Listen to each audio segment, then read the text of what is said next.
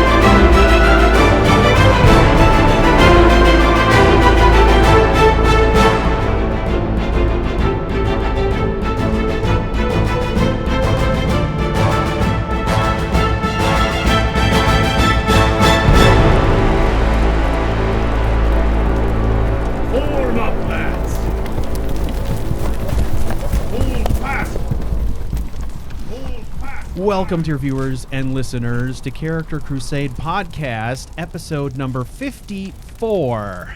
I am Stu. And I'm Joe. And I'm Matt.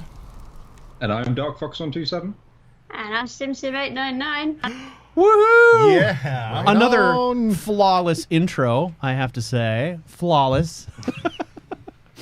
Yeah, we've got Dark Fox and Simsim on, and we're going to be talking about some Skyrim mods and just kind of chatting about general Skyrim mod related stuff, getting caught up on what's been going on Dark Fox's stream and what projects you guys are working on, stuff like that. And we get our first opportunity to talk to Simsim899 and figure out, I think, a lot of other cool stuff about not only those mods, but maybe some Bruma stuff, possibly? Or Maybe. Possibly. I don't know. And some deep, dark Fox secrets. Exactly. No. Yeah. Okay. Hey. So, guys, let's talk about, I'm trying to think about when's the last time you were on the podcast, Dark Fox. Was it the panel discussion? I think it was. I think so, yeah. Long. Okay. I think so. Okay, cool.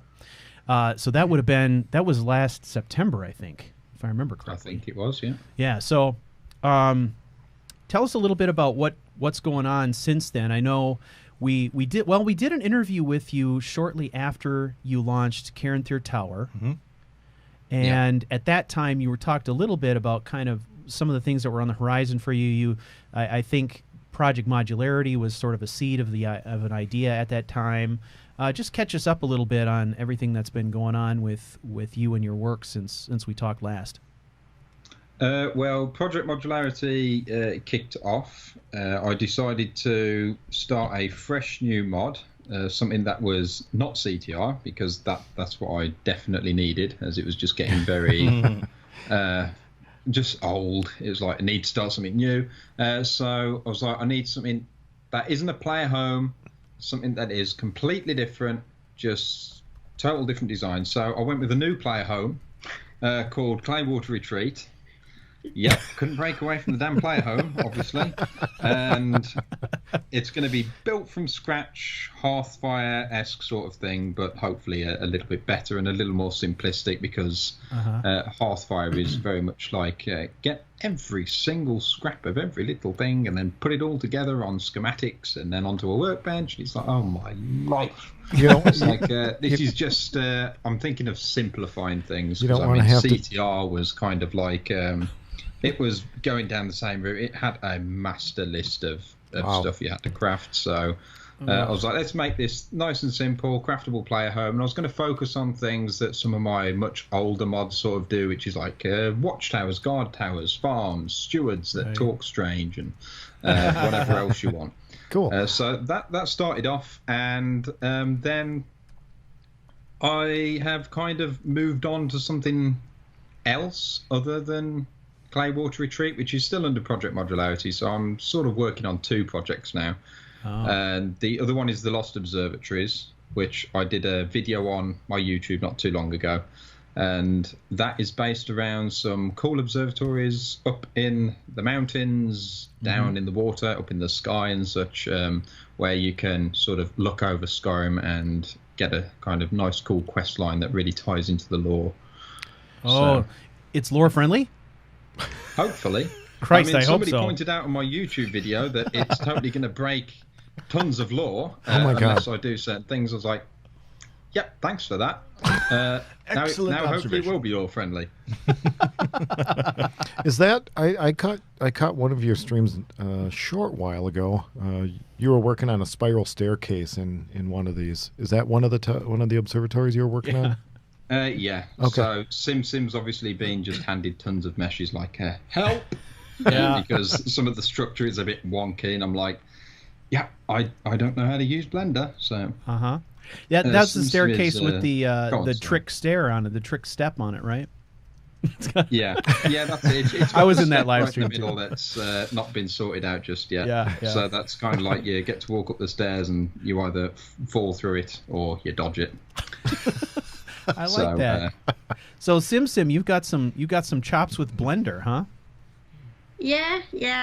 I do all sorts. So I basically do all of the things that he needs done with meshes and stuff. So, I like with the most recent thing, he needed the staircase to be made longer. So I took it into Blender and merged them together, but I haven't finished yet.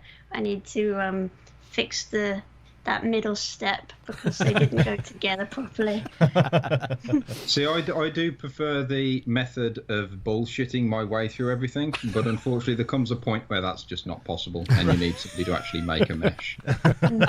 Yeah, I know, right? Well, I heard on another podcast of yours today that's maybe not the thing that you like to focus on, and you like to let the meshes go to others. Oh, on the live stream? Yeah. Is it that? Yeah. Well, Simsim, who would you say is the better modder? You or Darkfox? Let the fists fly. Go. I think Careful. it gonna have a top- depends on what area of modding. Thank you. I was gonna say, I'm feeding That's it. pretty diplomatic. Very I'd say. diplomatic. Artful dancing. Very good. Well, I've played around with Blender a little bit, and I confess I just can't understand anything that's going on in there. Mostly what I do if I'm trying to change something up, I'm just kind of removing things from existing meshes or collections of meshes using NifScope. But I've always had this dream of being able to learn how to merge things together, to attach other items to a set of armor or something like that. And I attempted it once, but I just could never make it work. So I admire anybody who can kind of really understand how that product works, because it just doesn't work for me, that's for sure. Yeah. So, okay, so what was the mod you're currently working on is Clay what? Two of them, Clay Water Retreat Clay Water. and the Lost Observatories. The Lost Observatories, I've seen the video for that one. Maybe explain what the concept is there. I thought it was pretty cool looking, an interesting concept, but where did the idea come from, and kind of clue people in on what the mod is intended to do? Well, as with many great mods, the idea came when I was sat in the toilet. So I was just sat there and I was thinking, Hang on for a minute. Edit this first. Idea I had, and I expanded on it in various different ways within them few minutes of boredom. Right. And then I just walked into Simsim's room. I was like, I've got an idea. I was like, yep, I've literally just had it in this moment. Oh, yeah, I remember that. You remember that? Yeah, remember now. it just sprung up. And it just had this sort of Just shock popped horror out. on her face, like, what is wrong with you? And I don't know. I had an idea where I wanted sort of a cool underwater magey place, because I'm obsessed with magic. And one day I was messing around the kit, putting it together, and I was like, this isn't working, I can't be bothered. And I wandered away from it. But it's an idea that's stuck in my head. Right. Like, there's a few ideas that just stay there and I do nothing with. And then it just came to me that I could do something with snow elves and the Dawn Guard sort of kits and such as that. They're kind of cool. They're very similar to the sort of architecture that I used for Cranty Tower Reborn, so it's pretty simplistic big blocks. I don't like doing confusing stuff. And it all sort of just, I don't know, sort to explain, it all sort of pieced together. I just sort of random little ideas here and there, and I was like, oh, that could work with that, that could work with that. And I sat down, started looking through some Snow Elf lore, and then reading the Elder Scrolls lore is Oh, God, there's a rabbit hole. God. Yeah, it's amazing though. I was like, some of this lore, wow. And then just reading a few paragraphs of lore sort of kick-started the whole idea even further. And so I loaded the kit, and I was thinking, this is either going to be a complete waste of 2 hours of my time, or I'm going to get addicted to another project. And it was the latter. So I was diving into more lore, and then I don't read very much because I'm boring. So I was shocked that I actually read like an entire web page of lore on the Elder Scrolls, and then I'm jumping on the Discord. I'm like, hey, everybody, I just learnt something about lore. And then everyone's like, yeah, we already knew this. We know way more as well. I was like, okay, cool, help. So, yeah, the idea just sort of sprung up, and one thing led to another off reading the lore, really. Is it going to be fairly big then? Well, that's the thing. It's actually, I figured, and I was stupid to think this would even be true, that this project could be on the side that would be done in a matter of weeks. Because I was thinking, what can go wrong? It's a central chamber with a few observatories led off, a little bit of cluttering, bit of a quest line, high elf, snow elf, you're done. I was like, no. Sure, simple, easy peasy. Yeah, but it's not going to be big per se. I mean, really, all you're looking at are some way shrines around the world linked to one big chamber, which is already built, and then just the 4 observatories, which I just have to sort of fill in, really. So it's not actually going to be big, but it's going to be long in the sense of what I did with CTR, where I tried to make the gameplay come from having to find things, having to learn things, go back and forth, typical sort of Elder Scrolls-esque sort of thing. It's like, how can we extend the game? I know. Well, 1, fetch quests, and 2, get you to go back and forth between places. Mileage. 3, but I'm not going to need like 4,000 iron ingots for this. No. Okay. Oh, that's Thank good. God. Finally, you're not going to have to craft stuff. Yeah. I'm not going to have to chop 34,000 cords of wood or anything. Oh my God. No. Yeah. Well, that sounds Very really cool. I mean, Sounds really good. I So next week on the Nexus sometime then it should go up? Is that what- sounds like it. Yeah. I'm assuming. So, okay. So we've seen also some live streams of some of the other stuff you've been working on. I particularly like Joe and I actually sat down together at my place and watched your last, what was it, blooper or reactions Oh, yeah. video. And there was a lot of stuff in there, I think, from the other mod, Clay Water or whatever it is. Brown water? Brown water. Yeah. Did you think of that one on the toilet too? Oh, no. No. But yeah. You know he had to ask, I know. right? Well, sorry, come on. I ruined that one. Yeah. That one looked interesting to me too. And it looked like it was by Whiterun, but I confess I haven't been on any of the streams for that particular mod. I've been on some of the streams for the other one, so I don't know much that about was the mill, I believe. Was it? Yeah, you might have been doing something for your Project Modularity on that. Oh, I don't know. Yeah, that's it. That was the first. Yeah, it project was with the guy Project that wouldn't Modularity, stop yeah. hammering. Okay, yeah. Oh yeah. Oh, we've had loads of fun with Claywater Retreat. I mean, that mill has produced hours and hours of entertainment for the stream. If I was to not even bother doing Claywater Retreat anymore, it wouldn't matter. I mean, we've got our time's worth out of that place. Right. For some reason, I decided to call the Argonian Gork, so it's close to Gorf's name. Okay. Well, they're both just to confuse amphibians. everyone. And I just end up with these two characters. I never go out looking for voice actors. I always think, hey, I can voice anything. So I go ahead and I start recording these lines. I'm like, oh, what voice can I do? I'm like, hello, I'm such and such. I'm like, it's not working. I end up with this guy called Bodie. I'm like, he's a lumberjack. And I'm thinking, well, this whole thing can start where you have to go really in detail. You have to go to this mill. You have to get the land. And I thought, well, instead of just saying, hi, I want to buy your land, here's 40,000 gold. Oh, thank you. I thought, well, how about we have a little bit of a quest attached to it? So he's got this land that he can't sell because there's a bunch of wolves that need killing. And I was thinking, that's as interesting as anything else. So this guy's called Bodian. And so I start voice acting him. And I'm like, yeah, this voice works. I'm Bodian and welcome to my mill. I'm like, yeah, that's definitely working. Nice. And from there sprung...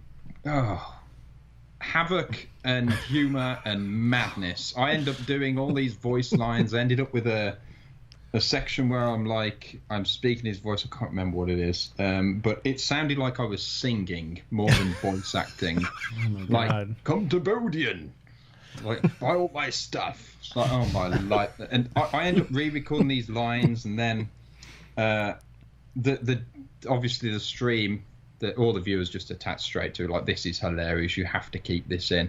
And instead of going from this very nicely put together and professional, hopefully somewhat professional mod, it's turned into this hilarious beginning of the mod where they just adore Bodhi and adore Gork. This guy's been told to sweep up, go hammer a post, go do some planting, and instead of doing everything I've set this guy to do, all he does is hammer away at that goddamn post. And I've tried to find a way of changing the damn sound so it sounds like he's hitting wood, but instead it sounds like he's hitting goddamn iron, and all I can hear is ding, ding, ding while I'm trying to talk all to this day long. It's So he just won't go to the. he won't go to the other markers? Or what? On the rare occasion he will. So, I mean, he'll spend, let's say you spent 5 minutes hammering away, he'd spend 10 seconds checking out the plants. They'd be like, you know what? That post really needs some more work. He's a perfectionist. Right. You can appreciate that, of course. and the viewers are trying to help me out with some of the crazy stuff I've got that character saying, but I don't think we want to repeat some of the dialogue lines I've done. Oh, for that. That's awesome. freaking gold, man. It is. Needs more cowbell. Absolutely crazy. I love that dialogue. That was Can you? I cracking me wonder. up. Yeah, it'd be cool if you could kind of change out the sound effect for that. You know. The only way of doing it, I believe, is having a ridiculous amount of knowledge to do with animations and changing them, which I don't, or you Right. can just replace the sound outright, which would change the whole game. So Yeah, Right. change Ah, everything. Yeah. I shall leave it. Well- I don't know. I would just take that sound effect somewhere and maybe bring it back about 80% in volume. You could do that. Yeah. Or he could just make a separate mod that was just a, iron banging sound replacer replacement with mod. cowbell. Yeah, Cowbell. Of course. Oh, no. Or a triangle. A triangle, yeah. The sound of squealing tires. Uh-huh. Why not? Okay. Well, my favorite ones are always the reaction videos and the blooper ones, but I know that you do some really serious stuff. So I hate to dwell on that. But those are so fun, man. Every time I watch them, they make me just like laugh until it just bust a gut, And we were watching it together, and Joe had already seen it before, but that didn't even matter. He was still doing Oh the same God, yeah, thing, those are so great. I don't know why it's so funny, but it is. I think what's interesting about it is, especially for those of us who've played around in Creation Kit, we have kind of a special insider knowledge of the pain that goes along with using that tool. And I think that just makes it so much more funny. That's my feeling anyway. So let's talk a little bit about Project Modularity, and I'm interested in kind of what you've built so far for that project, how that's going, and how Simsim, how you've kind of been contributing to that, what you guys have been working on, and kind of how you decide what you're going to do first where that's concerned. I am interested in the process there. Storyboarding, notes, however. Just kind of curious. Yeah, it's interesting. Well, clay water treat being the first, I started out just. My idea was, right, I'm going to build as much as I can of just the start of the mod. So I did all the mill and everything. I was thinking, this is going great. I don't even need any assistance with anything. And then the first thing was that door, wasn't it? That little sliding door in the house. I got a little idea sprung. I was like, oh, that could slide. So I'm messing around in Nifscope trying to get this thing to slide around. I'm like, ah, crap. I'm like, the collision's going to have to change, isn't it? I was like, Sim. And I'm like, I need help. From there, it's like I've gone and built the home up. I was just building the base and everything. And I bounce between a bit of everything. I just have an idea in my head and I just roll with it in the creation kit. I put some notes down on paper, but I mean, I don't professionally lay stuff out much at all. I just go with the flow. So I jump between sort of building things up, doing some quest stuff, some dialogue, some AI packages, even though they apparently don't frigging work with certain characters. And then whenever I just come across a mesh that I'm like, I need help with, it pretty much gets sent straight to SimSim. So what kind of stuff have you done for me? Well, I also did the quest. Yeah, you help with the actual wolf quest, yeah? Yeah. Because quests and me don't mix. Yeah, I did. I'm trying to think of all the different things. I did work on the carriage. Oh, yeah. I did collision fair as well, didn't I? Because we put some logs in the carriage, and I think, yeah, it needed collision doing, so I did that. I did the sliding doors. I created a staircase for the actual house from scratch because I couldn't find one that fit. Nice. Made the quest for having to go kill the wolves and stuff. What else have I done? Well, I've got a list for you to do for the house. I have like a load of house pieces that have these pointless bits poking off them that Bethesda thought looked cool, but for me don't fit with what I'm building. So I'm going to need stuff like cutting off, collision redoing. Oh, God. But yeah, and then it's kind of got to the point with clay water treat, it's kind of clutter, and I look at clutter, and if my brain's not in the mode, then I just leave it.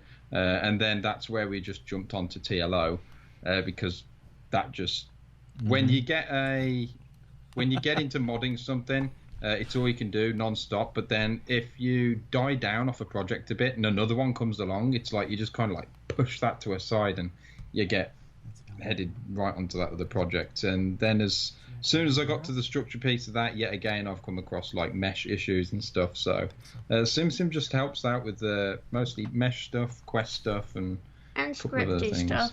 Yeah, sometimes scripty stuff. We've got a script that's really confusing. So in terms of Project Modularity, the kind of stuff that is actually being included in it for others to download is a lot of the meshes that have been edited, a lot of the meshes that have been created, textures that I've whipped up, although it's not the most professional work.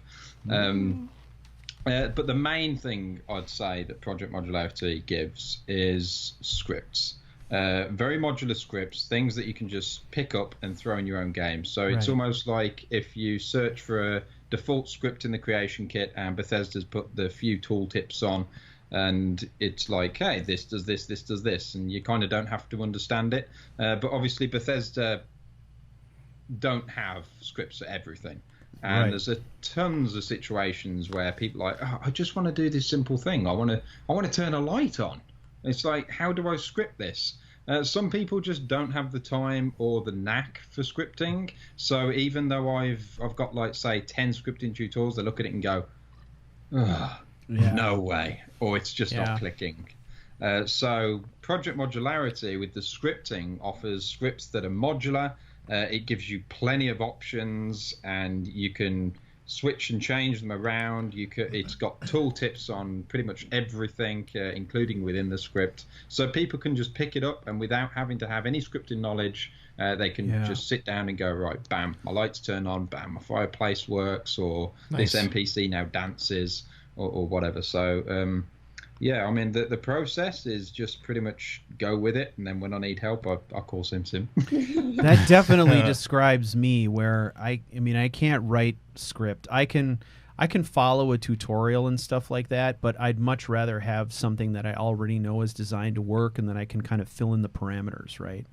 To me, that that's the level I feel comfortable at. I don't really feel comfortable writing script. So, stuff like this is, I think that kind of stuff's huge to me, because I know on some of the stuff I've worked on in the past, I've gotten to these points where I could only take the mod so far, and there was some critical piece of functionality that required a simple script that was just beyond my capability, right? And so I felt like the mod was in a state where it was good for me to use, but I couldn't publish it for anyone else to use because I just couldn't get past that final piece, you know? So, there's a ton of stuff out there that just hasn't been accounted for. So I think, there's probably an endless list of things you could add like that would be useful to a lot of people. So, for sure. Yeah. I'm assuming that you have more info and stuff on your website about kind of detailing and explaining Project Modularity, if anyone wanted to go and read up on it. Definitely. I actually attempted a 20-minute video on it, explaining it, I think. I'm not sure if I did a good job. It's the same with TLO. I'm like, I'm going to attempt to explain this to you. 20 minutes, I've rambled on. I'm like, hopefully that helped. Yeah.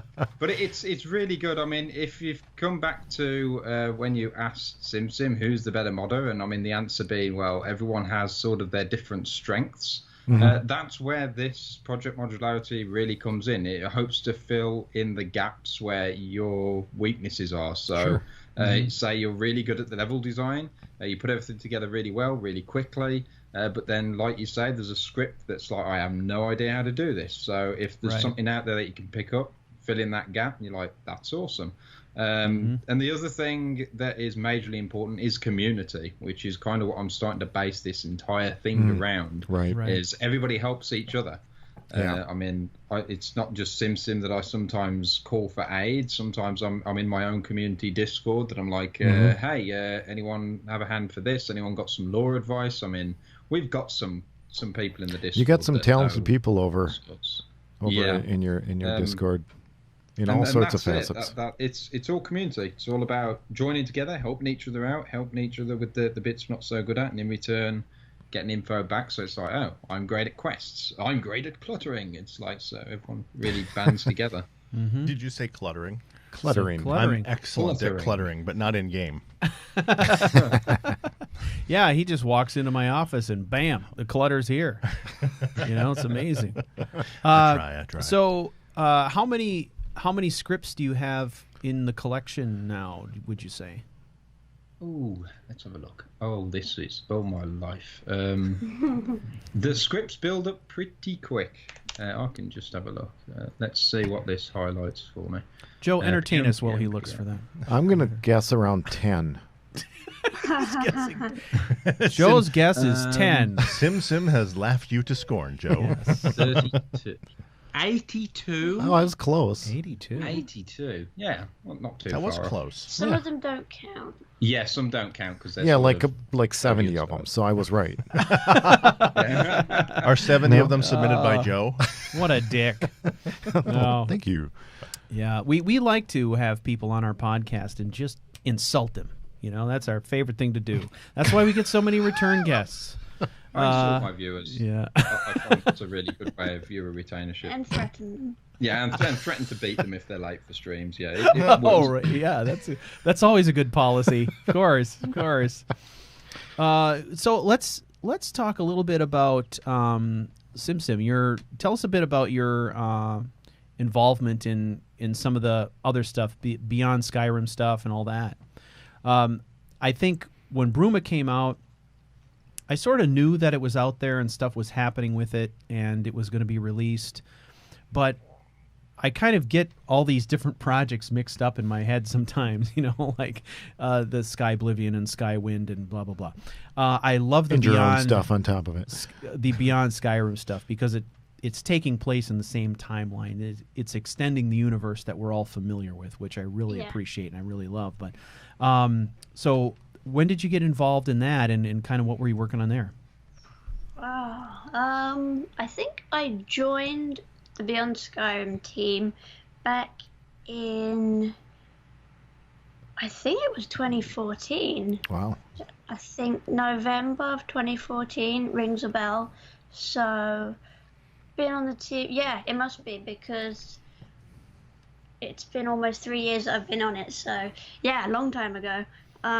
Started out, I actually applied for a bit of everything.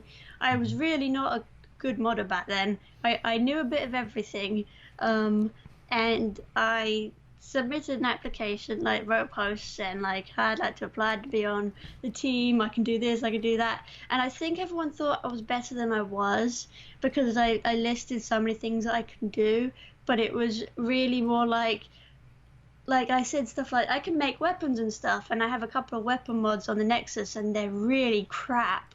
But, but I didn't say that. I mean, at the time I thought they were good, but Right. I Well, can't yeah. texture.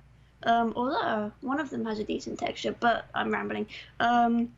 So I sort of applied for dungeons and interiors. I started out doing, well, actually the first things I started out doing was modeling, which was slightly scary because I hadn't done many models before. I'd just done several weapons that were never that great. And I got some stalactites and stalagmites that I was to model, and they liked them. So I was kept on doing some modeling, and I was also given some dungeons and stuff to work on. I designed the entirety of Fort Pale Pass, so that's where you nice. come. That's the very first Cool. fort Mhm. that was the very first place you encounter, basically, when you cross the border. So I didn't do the exterior. That was already there. That was there before I even joined.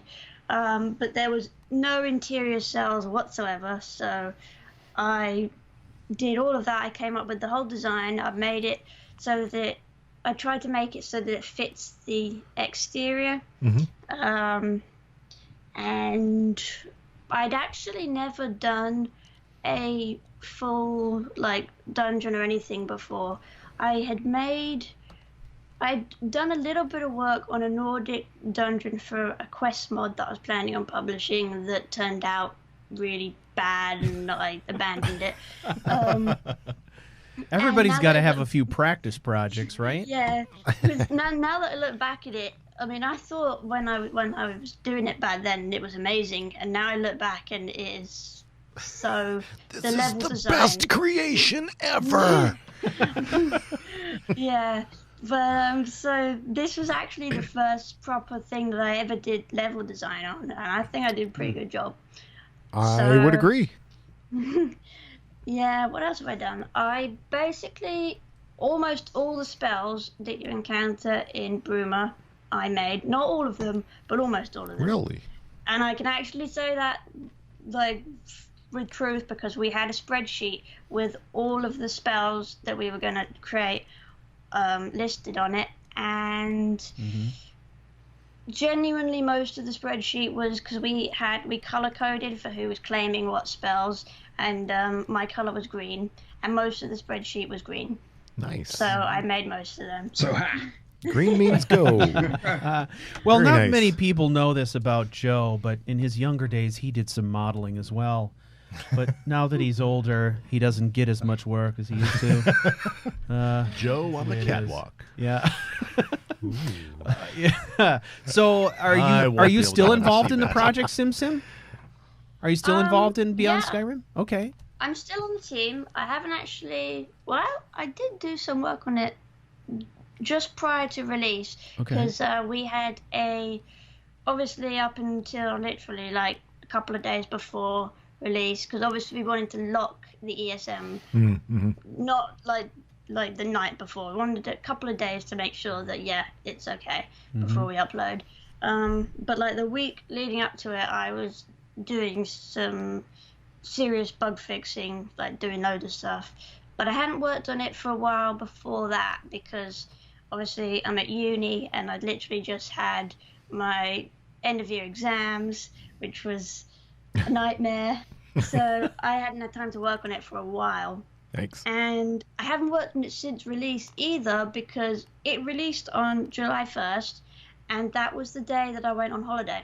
So I wasn't Okay. even in the country when it was Wow. released. That sounds intentional. So I am a little bit out of the loop on what's happened since release, although I've been trying to catch up because we've got an internal development chat.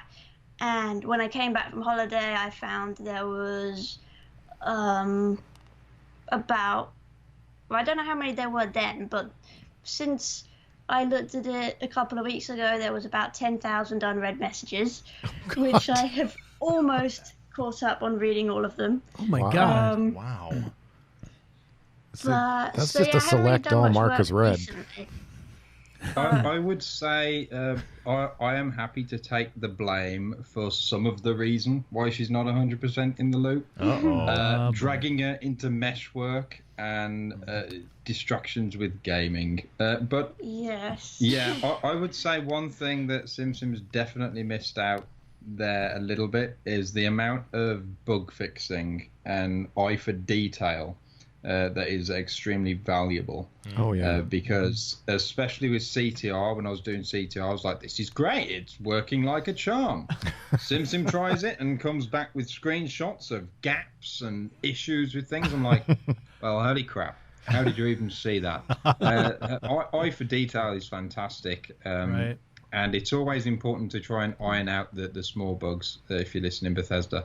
It's really important to iron out all the small bugs. Yeah. It's really it just makes things polished so much more. That is definitely one of the things that I would Awesome. say he did an awful lot of as well. Yeah. Yeah, I haven't mentioned everything, actually. If you want me to list everything I did, I could go on forever. That doesn't sound modest at all. Read us I'll the just whole green list, if you would. Line by line. I'll go briefly over some of the other things, because I've only covered level design and modeling so far. I also made a couple of the quests.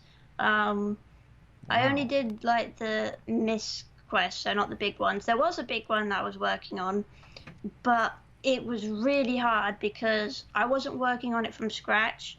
I was working on a quest. It was Upon My Honor. I don't know if anyone's played it, but that's a quest. I haven't even played it. So I don't know what happens in the end because I never finished reading the script. But it was originally me implementing that, but Right. I was working off somebody else who had started implementing it a year beforehand, and since then the script had been rewritten.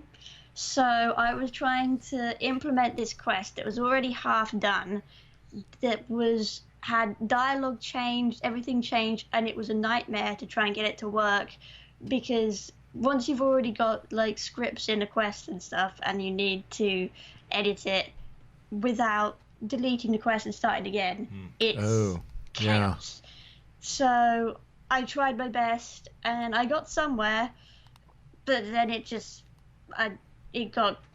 I don't know what was happening, because there was this one girl that just would not stop repeating the same line over and over. So I think somebody else took over that after a while. That's where the hammering came from. I was going to Yeah. say, maybe they're friends. Yep. It's a special script. It's the repeat Yeah, this but over and over. I did do a quest with a horse from Apple Watch. I won't say any more. I did that one all myself. I was also working on the quest that's in Pale Pass, and I was bug fixing it because the person that implemented it originally, I think when they did it originally, it worked fine. It was great. And then some of the scripts got lost.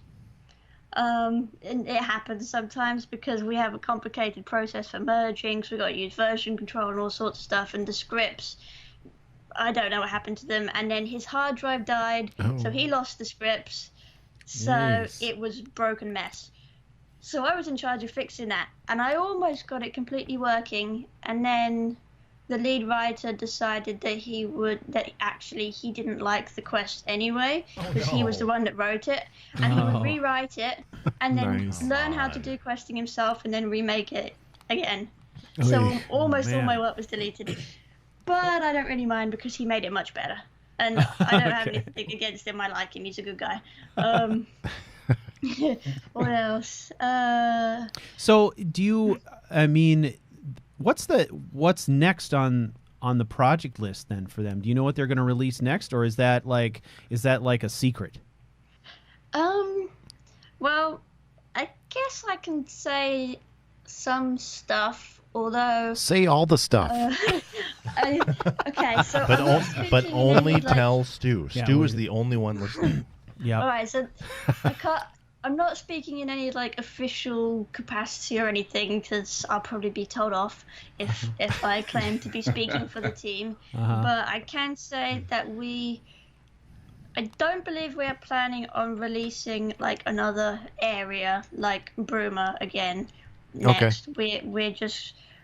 We're planning on getting the rest of Cyrodiil done and then releasing all of that because we anticipate that would be awesome. It shouldn't take anywhere near as long as it took Bruma. Well, I can see him in the distance, so I want to go there. Yeah, because I mean we've already got.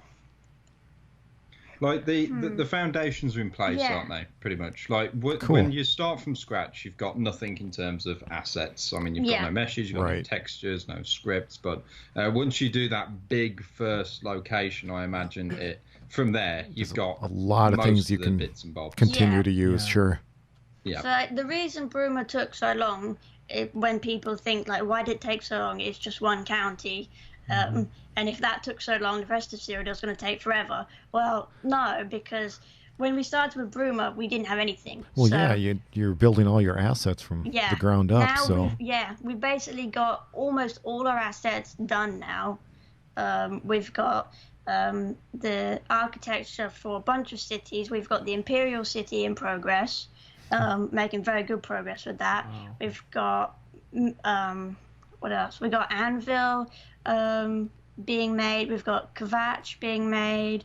We've got almost all of the Gold Coast landscaped.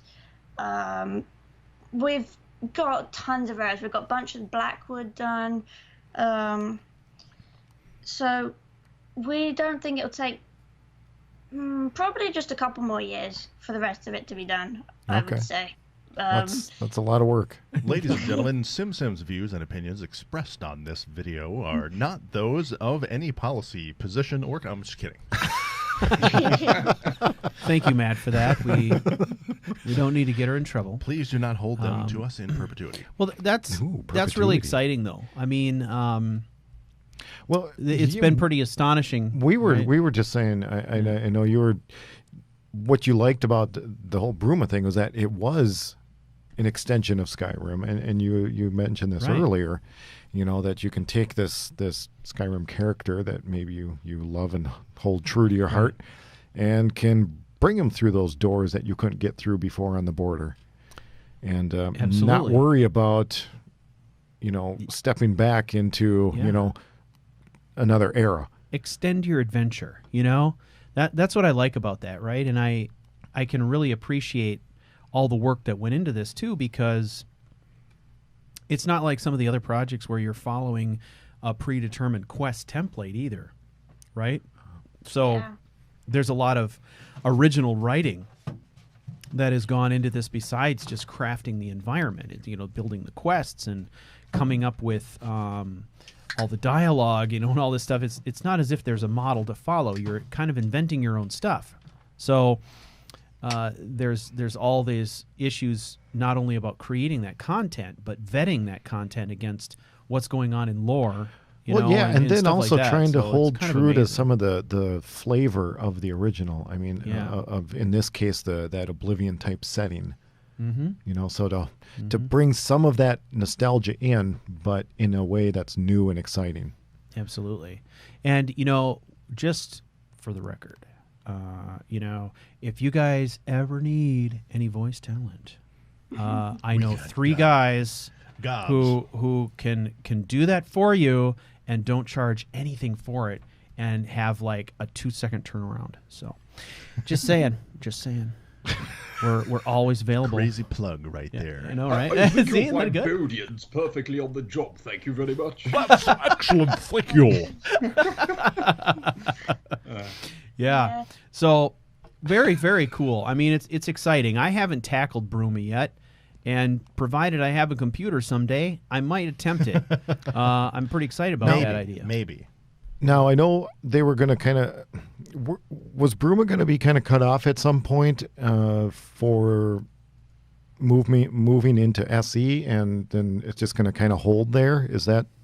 am I understanding correctly? So basically, the plan is... So obviously we released Bruma on Legacy, Skyrim, and Special Edition. But we are not going to be releasing, at least we don't have any plans to be releasing the rest of the province on old Legacy Skyrim. Okay. Just because the stuff that we have planned, we don't think the engine can handle. Okay. That's basically it. And also because if we're going to be developing for Special Edition, to keep two separate builds up to date at the same time. That's a lot. Yeah, it would be quite difficult to maintain two repositories, one for each version of Skyrim. So, unfortunately, because I'd like it for Legacy, because I don't play Special Edition, because I've got my mods perfectly set up on the old one. I'm kind of right there as well. Yeah. But totally understand. Yeah, I'm pretty sure in our last panel discussion that Darkfox had determined that we were going to call the old edition ass, if I remember correctly. It didn't latch on for It didn't catch on. So no, even I fell into the trap of saying Legacy now. I had somebody comment earlier on saying Oldham. I was like, ugh, it made me cringe. I was like, no, Legacy, please. Much rather have ass than that. Skyrim ass. Yeah. So what did that stand for? Absolutely... Skyrim. I don't know. Absolutely Skyrim. Yeah. Well, ladies and gentlemen, what we're going to do is we're going to take a very short break here. We're over the halfway point here, but we're going to take about 5 minutes or so, quick bio break. Everybody freshen up, and we'll be back in just a few minutes, and we'll continue the interview. And I'm thinking when we return, it might be kind of fun to talk about some other topics besides just the work that you guys are doing on mods. I'm interested in more some of the things that go into the mods you're creating in terms of, you seem to create a lot of mods that are built around this idea of utility for role players, and I'm particularly interested in that because I know that in my own experience, integrating your mods, for example, Darkfox, into my Let's Plays has been extraordinary because they are so well built for role play. That's one of the topics I would like to explore when we come back, just to think about that a little bit, because I think, you know, everybody has a story to tell with their character, but clearly you're coming at your mods from a story perspective, and so I'm interested in learning a little bit more about kind of what you're thinking about when you're crafting the stories around how some of these things fit together. We talked about it a little bit from the lore perspective, but I'm interested in that topic. So I think everyone's really wondering what Darkfox is going to bring back after we've all taken a bio break, because that appears to be the play. Welcome back, ladies and gentlemen, from our break. Hopefully everyone's refreshed. I know I am. I know you are too. I know, right? Joe knows. You're very fresh. Oh, yes. I'm absolutely fresh. Oh, it gets gross in this room sometimes. Drop dead. God, it gets gross in here. Getting a little uncomfortable. Okay, so Matt is working our Fucking with the mic. Work it. Hey, our drone cam. We had to our drone camera get out of the room. It was like escape from the room game for a few minutes. Yeah, exactly. It gets pretty hot in here sometimes. Escape from the room game. Okay, somebody make that game. No. We're going to call it Escape from the Room. There's those room escape. There's those room escape things where you have to. You know those things. That was on the Atari 2600. What about it's called chompers? Berserk. Why are there Berserk. chompers? Okay. This makes no sense. All right, ladies and gentlemen, you don't need to hear us blather on. You'd much rather hear Darkfox and Simsim blather on. So let's get on with it. Before the break, I mentioned some things about role play, because role play is something I am interested in, and I am more interested in talking about what I'm interested in than what Joe is interested in, for example. And I'm more interested in Matt what is Stuart's interested in than what I'm interested in. Perfect. And no one really cares about Matt. Exactly. No, just blame Matt. We're all set. Perfect. I'm just here to accept blame. Poor Matt. God. I noticed you turned my mic off. So He's like the podcast scapegoat. This poor guy. I'm a big target. That's what we love about you, Matt. Your willingness to take the brunt. Absorb. Happy to help. Yeah. So one point of interest for me was it's obvious from the way that your mods are built that you're into role play, that you appreciate role play. So because there's story there, right? And there's good story there. So I'm interested, when you create those, are you kind of putting yourself, I mean, are you crafting the story first and then putting yourselves in the shoes of the player and trying to envision what the experience is like? Or, I mean, how do you decide what the story is going to be, and how do you map that out for something like Caranthir Tower Reborn, for example? And I know I'm assuming that there's going to be, significant kind of story around these other mods we've discussed tonight as well. I'm just kind of wondering how that comes together. Well, I usually start with absolutely nothing story related. I usually start out with just an idea of something to just literally build structure wise, and then off that I'll be looking at, well, okay, what sort of pieces am I using here? I'm like, well, it's snow elf architecture, and I'm thinking, well, I mean, for TLO I thought snow elves. Now there's something you don't see every day. I was like, because obviously most of them have disappeared, but I remember the one of the few parts of Skyrim I've actually played through, being the Dawn Guard DLC, and how much I enjoyed meeting the snow elf or snow elves in that. And I was like, yeah, there's definitely a thing here. From there, just springs like I mentioned earlier, the lore, looking into the lore. From the lore, I start to get ideas of how I can actually link these observatories in. So I mean, with TLO, the idea was, well, I really like the idea of all these various wars that's going on, and I'm thinking these observatories could have linked to that. So I just start linking parts of what I'm building to potential sort of story plots, and from there I'm like, okay, so if these observatories were a sort of strategic advantage, and I'm thinking, but if they were, there'd have been a pretty damn big one. I'm thinking, well, it would have shaped the war differently, so why didn't it? And I was thinking, well, I then come to the conclusion, I come up with ideas, and then I now at least for TLO, I compare it to lore, and then I'll usually run into some problems. So I mean, something won't make sense, being like the fact that the observatories would have given quite a strategic advantage. So then I sort of face it as a challenge to solve, and then from that I'll build more story behind it to sort of get around the lore or work with it. So the example being that the observatories never got fully activated. They got finished, like building wise, but they never got activated to actually be used. Before they did, those that were involved in both its construction and activation were killed. Okay. Or just failed outright or abandoned the project. So that's where I'm going to have sort of dead snow elves. And from there, the story just kind of explodes. So once I've kind of got my story laid out and I sort of polish off all the finer bits, or I get people like the one guy who left me like 4 paragraphs on a YouTube comment saying, hey, your portals are stupid. I'm like, they are, aren't they? 4 paragraphs they really for that. Make no sense. They link to places that never existed. So from there, I've got to work some storyline out that works with the lore. And I'm like, tell you what, you activate the portals when you get there and you decide where they go. And I'm like, there you go. Now it works. So, problem solved. Yeah.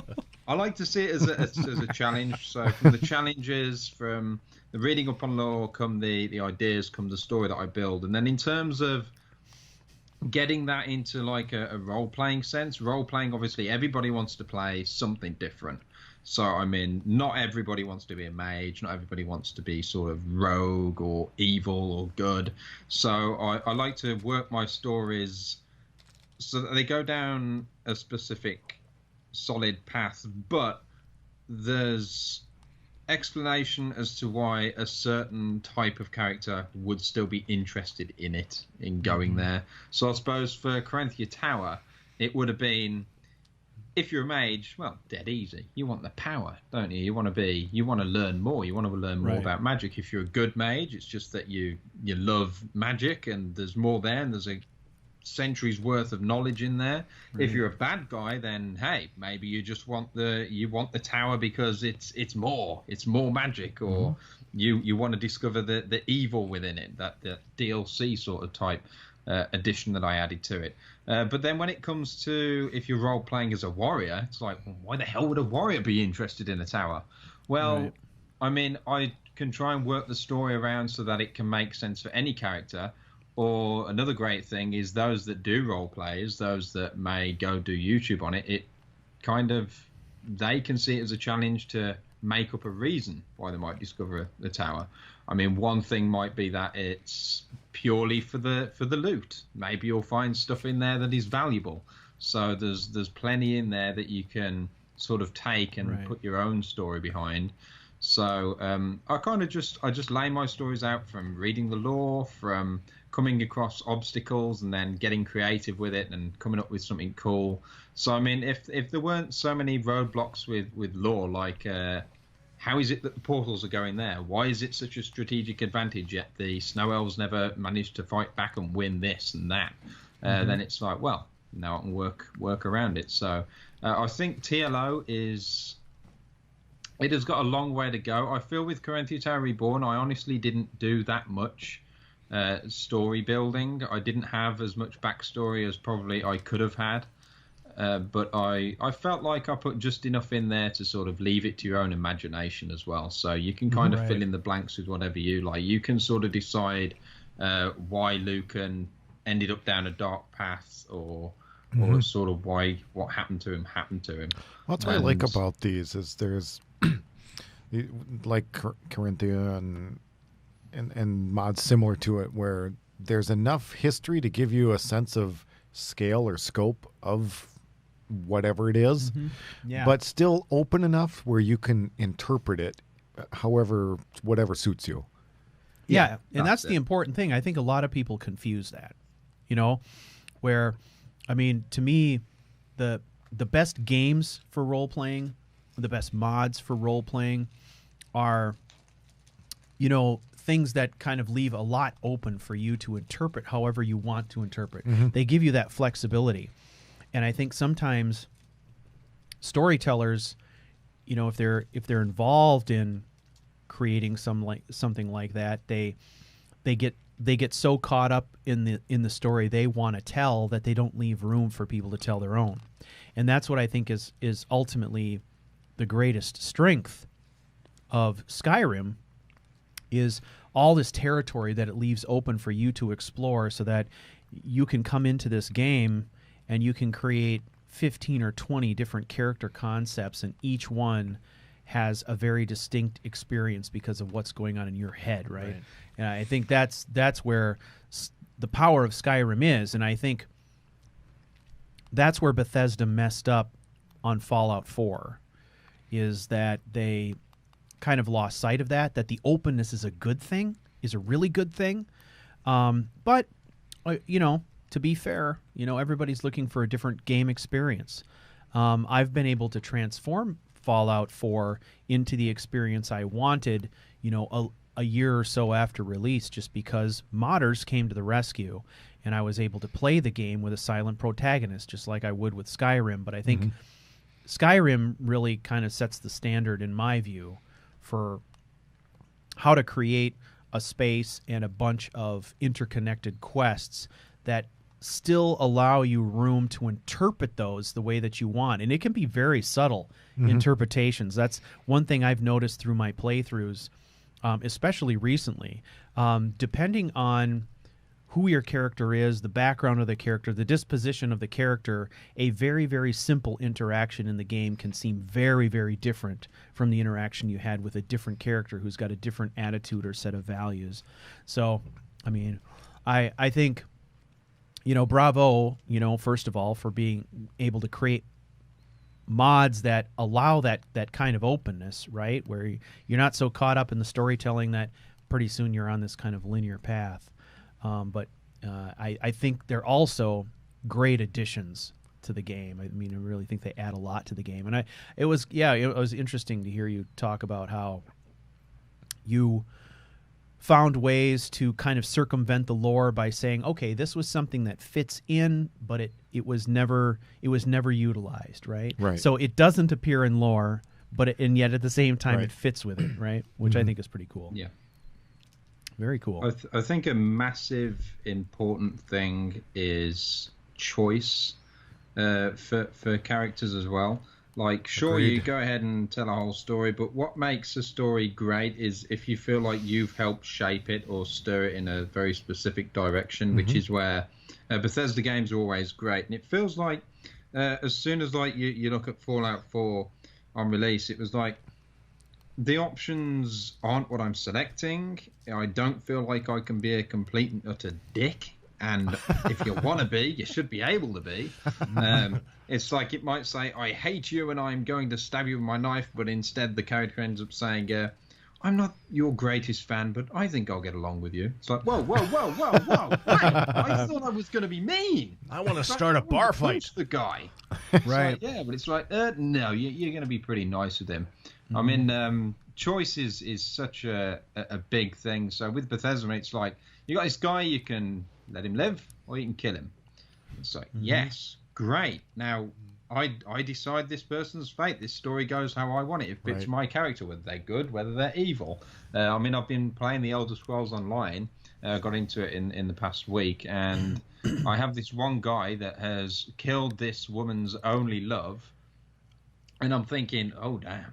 I'm like, what is she going to do? And Elder Scrolls Online hasn't got as many dialogue choices during the quest, but at the end of a lot of quests, it at least gives you some option. And it was like, I can either stop her and say, hey, I'll handle this. I'll get him imprisoned. Or you can say, you know what, go kill him. And so obviously I said, go kill him. And course. I watch her just run up to this guy. And she's like, you killed my love, or whatever she says. And then she proceeds to just torture him forever. And he's just holding his head with all this magic going around him. He's like, "Ah!" And I'm like, perfect ending. That's exactly what I wanted. And so, like, choice is really good. But also, what I like that I had added into CTR is something that is sort of lure you into something with the potential promise of a reward, but something that can turn bad. You also want to leave stuff in stories that you can't control. So I'm in with the scroll, which I had a lot of fun with when I finally added in the dark magic, and I put a warning in. And I know damn well that not everybody's a role player, and not everybody reads every single book they see. And so I knew that people would see the scroll and be like, magic, mine. And they would cast it. And I knew that there'd be people that would be like, magic with a book. I should probably read that. So those that read the book are going to be like, okay, so this has a chance of killing me slowly or making me awesome powerful. Ooh. So Number 2, please. Some people are like, this is amazing in the comments section. It made me all powerful. I love the abilities, but I think this could be better. I'm like, cool. Now I've got another person that is saying, you horrible person, I didn't leave a save beforehand. How the hell do I get rid of this sodding effect? I've lost half my magic and I'm slowly dying. It's like eating a puffer fish. A poorly prepared one. Yeah, Very. it's a pufferfish in magical scroll form. Oh, no. Not my fault. You should have read the book. They're like, oh, there's a book? Oh. That's a what? That's great. A what? Yeah. Mea culpa. So Yeah. it's like, yeah, it's also nice to have sort of no choice sometimes and have something random that happens. Maybe I took it a bit of a step too far, but Simsim actually got me to be a little less harsh. I was going to say, you take that scroll, 3 days, you're dead. End of. I was going to be that mean, but Simsim convinced me that okay, I mean, there's been a dick and then there's been a complete ass, you know. So I'm trying to save him from the death threats. yeah, save me from the terrible comments by saying have it as an antidote that you can make, and it'll be fine. I'm like, I'll meet you halfway. We can have an antidote, but you need to keep taking it. You need to keep making it. You have to keep killing I people. like that. And you need 4,000 lot. iron ingots. Yeah. You need 10,000 pounds of iron ore. I should do that. I should do a April Fool's update the next time April walks around. I should update it and say the scroll's been improved. It's absolutely perfect now. It just gives you everything you want. Get everybody to replay through the mod, and then it does something like this. Right? If you can bring 100 iron ingots to the hidden cheat cell in the mod, to Darkfox in there, the keeper, then he'll heal you. Nice. And you've got 24 hours. Go. They have to be collected across the map. Yes. No. Well, yes. And no fast travel. Very specific iron ingots. Not just any iron ingot will do. There are 100 to find. They're numbered, and you have to collect them in order. Mm-hmm. And the illness affects your stamina and your carry capacity, so you're always encumbered. I think you would have to leave everything back there where you were going to return all of the iron ingots Yeah. Well, I don't know. as an offering, like a pawn shop. Yeah. I promise I'll be back. Well, we know that obviously you guys do some great mods, but you're also lovers of games, and you're streaming other games besides, Skyrim and Creation Kit stuff. So I'm curious, what other games have you guys been streaming where you're just kind of playing for fun? Oh, well, I'll leave Simsim to what you were playing earlier on. Well, together we've been playing Outlast lately on gaming nights when I'm around anyway. And that's been terrifying. I may have caused several people watching the stream to become deaf from my screams, including today. we finished the main game, so now we're playing the DLC, and that's just as scary. And I can't help it. I'm a jumpy person. When there's a scary guy that comes up to me and screams at me, I scream at him. Excellent. As a result, Yes. I've had to attempt to make changes to my OBS setup to try and compress the damn screams, and it doesn't matter. There is no setting in OBS that can protect you from the eardrum murdering sounds of Simsim screams. Do you think we need to have some sort of an OBS mod that's just Simsim? Just click the Simsim button. Simsim plugin, yeah. Simsim plugin. There you go. So do you Okay. hang up a sign on your door or whatever so that your neighbors know what's going on? Or Yeah, there's have, not you, an have you gotten X calls? murder going on. I Or, don't really care. I mean, they've got to suffer it, so... He doesn't really like his neighbours very much. No, it's kind of vengeance for the door slamming around the place, so... Nice. Perfect, yeah. Yeah, there's a domestic going on next door. I like that. No, it's not. It's just gaming. Look, they're live streaming. Yeah. Somebody did actually comment, I think, earlier on saying someone's going to think that you're murdering Simsim. And I'll say, well, I'll just open the door. I'll tell them it's Outlast. They'll understand. All right. Besides Outlast, what else? Well, we did have a very interesting stream. What was it? Last Wednesday, I think, when we played yes. The Sims 4. I'm a big fan of The Sims because, creative stuff. It grabs me. So, Literally. yeah. So I used to spend hours on The Sims 3 building a neighborhood only to trash it and build it again later.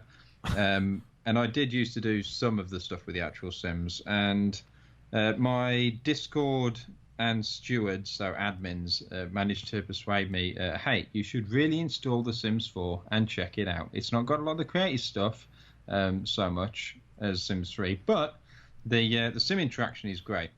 So within like half an hour of a voice chat, I was convinced to go ahead, download Sims 4, and basically have my admins create the majority of the people in the house, which were my admins. So these are members of the community. You can see how awkward this entire Sims 4 stream is about to get when it's a house filled with 8 people, including me, Sim, and other members, the admins. All right. So, naturally, I took this occasion to make it the most awkward stream for some of my admins and romance a few of them. how nice. So I decided... Right on. I love it. I suppose coming back to the storytelling part of things, this is perfection. I mean, I thought it's a bit boring. I mean, you can get this person with this person, this person with this person. Mm-hmm. That ain't cringe enough.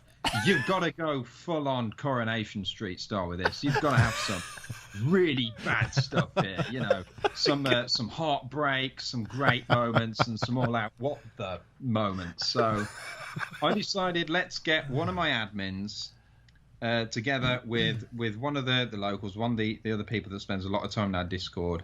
So I got same with Matthew. I was like, they can romance, so it's awkward enough already. I thought, right, it's time to make this a love triangle. So I get another member in, I get Black Knight in, and I make this a love triangle with the 3 of them. I've got Sims crying, I've got Sims having laughter, I've got Sims sleeping in my bed. Oh, boy. Getting up to God knows what. I've got people walking around the house playing video games. God, I've watching been to TV. frat parties like that. It's beautiful. We even had a fancy dress, and it was amazing. So what I've learned with streaming is your viewers are going to enjoy it a lot more when it's not me running around on the Doom game screaming with a chainsaw in my hand. What they enjoy more is more interactive games like The Sims, where they can watch the horrors of love triangles and heartbreaks. And the disaster that was quickly realised when the builder of the house that we were living in forgot one of the members' bedrooms. Oops. So we were a bed short. So my bedroom had to be donated to the homeless guy. And I had nowhere to sleep. But Although, to be fair... You were that lazy a Sim that you didn't want to go the 2 flights of stairs to get to the master bedroom. I couldn't So you sleep in slept on the bed. couch. I couldn't sleep in the bed because you were in the bed.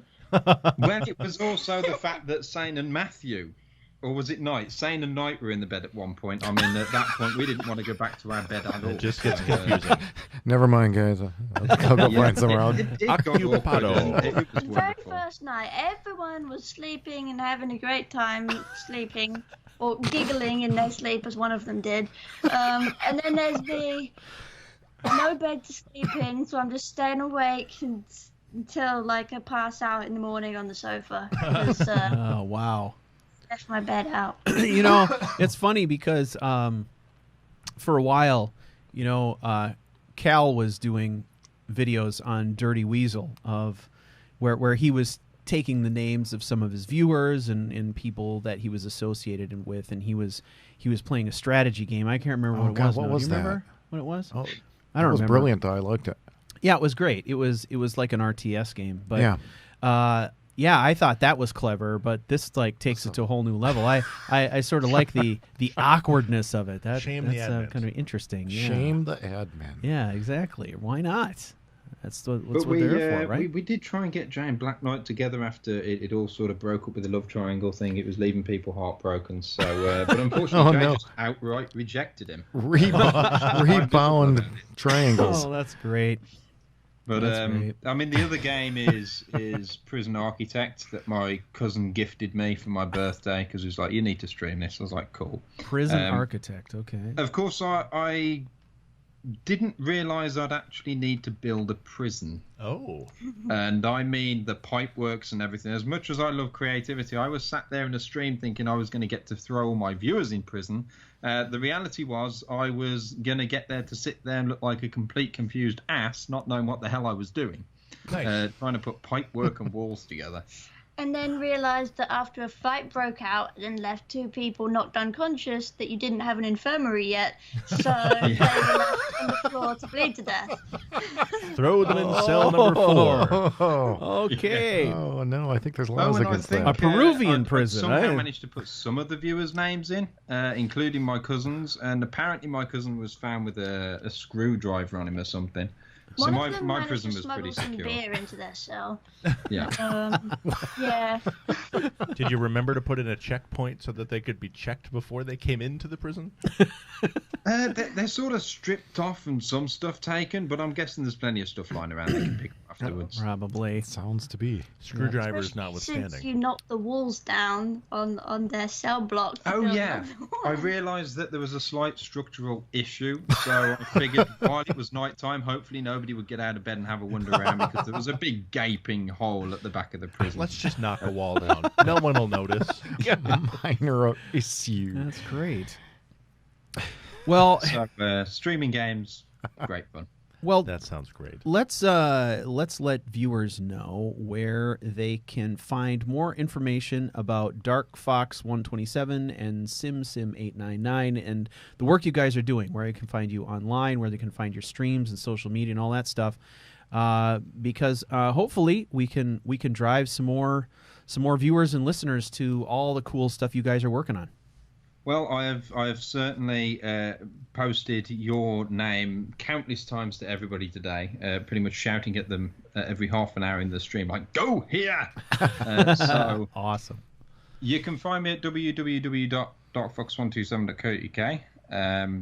I've been working a lot on my website as well recently. In fact, I thought you were stealing ideas when you started, going on about your website. It's like, hey, I do that. I announce about my website change. Wait a second. You're in the UK? I am. Oh, okay. I'm sorry. For some reason. Just his website. Oh, He okay. thought you were like in Chicago. Or Yeah. yeah. Okay. Clearly. Oh the yeah, accent. I'm in the middle of an ocean. I'm not really in the UK. Oh, okay, I okay. just rent UK Private sites. island. Private island. island. Yeah, Yeah, okay. that's private island, private jet, all the works. Got it.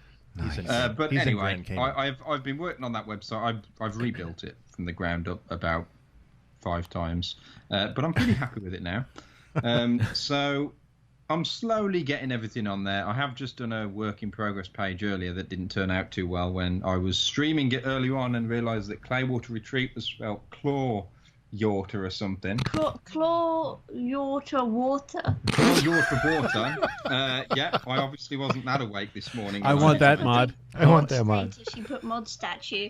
Yeah, mod statue. How much bludgeoning happened in that prison escape game?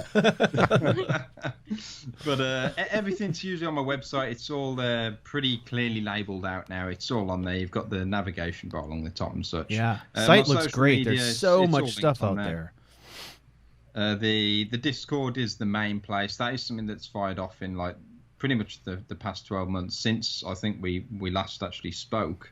I don't think I even had a Discord when I was on that live panel. No, I don't think you did. That fired off like crazy. That's really helped build around the community part of things. So it's great for people if you want to talk about Skyrim, modding, gaming, share your own creations. People love to see creations, give feedback, and also get inspiration. And we've also got really good mod support on there. A lot of people that help out all the time. People with issues, so you can check out the Discord. It's all pretty much over on my website. As for SimSim, I mean, you don't really have any specific place to go other than maybe your Nexus page. Yeah, I don't really have anything. I mean, if you put Skyrim Nexus SimSim899 in Google, it's going to come up with it. Not that there's anything on there really. I mean, there's those wonderful weapon mods. Yeah, we've got the weapon mods. We were already looking at those earlier. Yeah. If you want a good mod, my latest mod, Bruma. yeah, Take credit for the whole thing. my latest mod Simsim was just did me, Bruma. realistic torches. Oh yeah. Yeah. That's a fun I'm one. still very proud of that. That's a fun one. That's very cool. Torches, not tortures. Tortures. Yes. Everyone, get that Torches. right. Although tortures is her next mod. Realistic tortures. Oh my life. I think Dark That Fox is sounds going to help like on the some people scripting. that Alison Sandad Discord would create, to be honest. She's quite the dark character. She's put a boulder that flattens someone in one of the community projects, and Fabulous. she claims that the boulder killed them, not her. So, I love it. That's great. Well, ladies and gentlemen, if you get an opportunity, please go out and check out all the cool stuff that's going on with Darkfox127. check out the website, and there's a lot of cool things from there. You can get to Twitch. You can take a look at all the stuff they've built. Hit the Patreon, by the way. Support them on Patreon. That's a wonderful thing you can do. And we also, by the way, have a Patreon campaign. You can go to patreon.charactercrusade.com if you want to contribute anything to the podcast or Couch Warrior TV. We always appreciate that so very much. Thank you guys so much for joining us tonight. I know it's really late where you guys are, but we really appreciate you taking the time to chat with us. It's wonderful. Yeah, thanks for having us on. Yeah, Yeah, it's always thanks. good fun. It's time to go for a curry now. Yeah, In it's fact, curry time. I think I was bugging one of you to say I want to come back on the podcast. my invitation. If I remember correctly, I may have caught you in a chat on one of your streams. Oh, And you may have slipped that so. in. yeah. We all lurk on your live streams frequently, so I have noticed a couple of you showing up. I'm like, yeah. Every now and again. We sneak in with the alter ego Google accounts. Yeah, I know, right? Well, if you're interested in hearing more from us and from Darkfox, make sure you tune in mid-September. We're planning on doing another panel discussion that is planned for September 15th. There will be announcements on the website, charactercrusade.com, as well as all of our social media outlets. And I'm sure that all the panelists will be putting it out on their websites as well, their social media. But that is going, right now, it is planned for September 15th. It's going to be at 3 p.m. Central Standard Time. And that panel will include Darkfox127. It will include Jessa from the Jessa channel. It will include Michael from Gamer Poets, Cal from Dirty Weasel, and Rycon, as well as the Character Crusade crew. And we're going to be talking about video games as role-playing and storytelling platforms. And I think it'll be a really fun discussion because we're going to have a lot of interesting perspectives on that conversation. We're not going to do a top 10 list of modders or anything. Oh, yeah, well... we got to do at least 27 top fives, just to make sure we get all in a row. All Cover in a row. everything. Yeah, absolutely. So thank you everyone for attending tonight, and we will see you next time.